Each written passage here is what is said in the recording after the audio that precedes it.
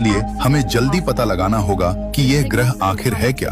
तभी अचानक उनकी लोकेशन डिवाइस पर तेज इमरजेंसी अलर्ट बज उठा।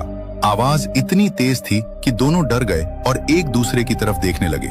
जेनी घबराकर बोली, जैफ, ये विल का ट्रैकर है, कुछ बहुत गड़बड़ है। बिना एक सेकंड गंवाए दोनों जंगल से बाहर की ओर भागने लगे। उनके कदम भारी हो रहे थे, दिल तेजी से धड़क रहा था, क्योंकि उन्हें महसूस हो गया था कि विल किसी बड़े खतरे में है। जैसे ही वे उस जगह पहुंचे जहां स्पेसक्राफ्ट और विल को मौजूद होना चाहिए था, मगर उनके पैरों तले जमीन खिसक गई। वहां न विल था, न ही उनका स्पेसक्राफ्ट। सिर्फ रेत में एक कोने सा दबा हुआ उनका ट्रैकिंग डिवाइस पड़ा था, जो अभी भी ब्लिंक कर रहा था। जेनी की आवाज कांप गई, विल, क्या तुम हमें सुन रहे हो? प्लीज जवाब दो। लेकिन चारों तरफ सिर्फ गहरी खामोशी थी। सिर्फ समुद्र की लहरों की आवाज उनके कानों में गूंज रही थी। उनकी आंखों में डर भर आया था। अब तक वे इस ग्रह को बस रहस्यमयी समझ रहे थे, लेकिन अब ये जगह उनके लिए घातक लगने लगी थी। दोनों धीरे धीरे घुटनों पर वहीं बैठ गए, हैरान, टूटे हुए और निराश, क्योंकि उन्होंने अपना एक साथी खो दिया था और उन्हें पता भी नहीं था कि विल और इतना बड़ा स्पेसक्राफ्ट आखिर कोई इसे गायब कैसे कर सकता है, और अगर उठाया है तो किसने या किस चीज ने। जेनी उदास मन से बोली, अगर विल और पूरा स्पेसक्राफ्ट बिना किसी आवाज के गायब हो सकता है, तो इसका मतलब है कि यहाँ कोई बहुत ही अद्भुत शक्ति मौजूद है।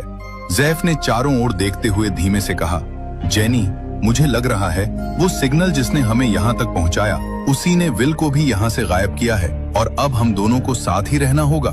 अब उनके सामने दो सबसे बड़ी समस्याएं खड़ी थी। पहली, वह अब बिल्कुल अकेले थे, क्योंकि न विल का कोई पता था और न ही स्पेसक्राफ्ट का। और दूसरी, उनके पास खाने के लिए कुछ भी नहीं बचा था। लंबा सफर, लगातार रिसर्च और अचानक हुआ हमला, सबने उन्हें थका दिया था। लेकिन थोड़ी सी उम्मीद अभी भी थी। जैफ ने अपने बैग में हाथ डालकर कहा, जेनी, कम से कम हमारे पास लाइटर तो है। अगर रात पड़े तो हम आग जला सकते हैं, कुछ देर के लिए सुरक्षित रहेंगे। जेनी ने धीमी सांस लेते हुए सिर हिलाया, हाँ, अभी हम बस जिंदा रहने का तरीका ढूंढते हैं। दोनों ने आसपास नजर दौड़ाई। सुनहरी रेत, अजीब नीली रोशनी और दूर तक फैली अजनबी खामोशी। ये ग्रह सुंदर था, लेकिन एक ऐसे खतरे से भरा हुआ जिसे वे समझ भी नहीं पा रहे थे। दोनों लंबे समय तक उस सुनहरी रेत पर बैठे रहे। थकान, डर और अनिश्चितता तीनों उनके चेहरे पर साफ दिखाई दे रहे थे। कुछ देर बाद जेनी ने धीमी आवाज में कहा, जैफ, हमें यहाँ बैठकर इंतजार नहीं करना चाहिए। अगर किसी जगह से हमें जवाब मिल सकता है तो वो वही क्रैश हुआ स्पेसक्राफ्ट है। जैफ ने सिर हिलाया, हाँ, शायद वहां हमें विल के गायब होने का भी कोई सुराग मिले। दोनों धीरे धीरे उठे, उनके कदम